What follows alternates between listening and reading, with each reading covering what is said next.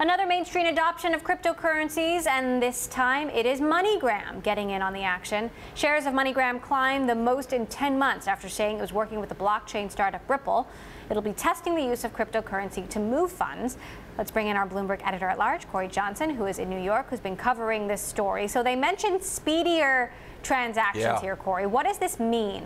So when I first ever heard about Bitcoin, when I first thought about Bitcoin, I think for a lot of people, their first notion of Bitcoin and then later cryptocurrency and blockchain, you got to think about the business of Western Union and MoneyGram, moving money across borders, getting it there quickly with lower fees.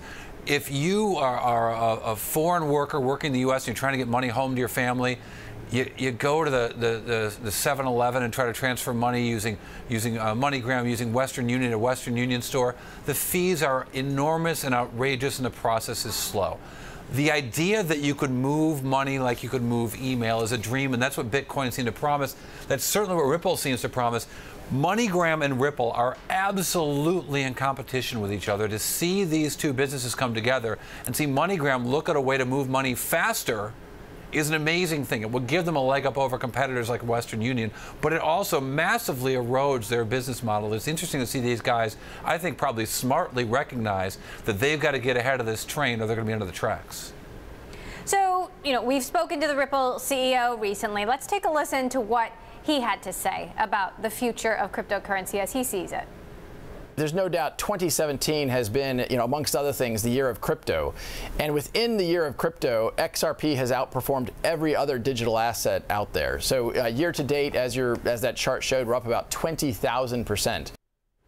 It's interesting to compare Bitcoin to, a slower sort of credit card-like transaction. Do you think that cryptocurrencies like Ripple or Ethereum could surpass Bitcoin or come close? Look, I think that that's why this show exists, right? It's so we can have an understanding of what these technologies are, not just show squiggly lines on a screen.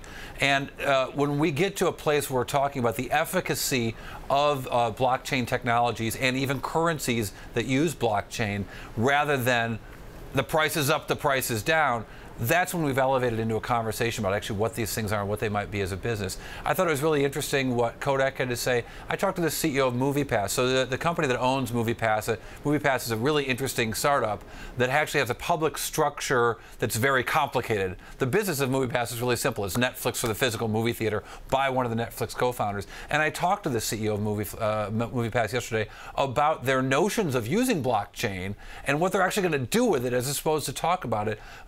And listen to what he had to say about how blockchain might change business. It is. Is it 20% more valuable than it was yesterday? It's worth more. I think the public doesn't quite understand that we're on the verge of disrupting the whole way, not only the way you go to movies, but the whole distribution of content.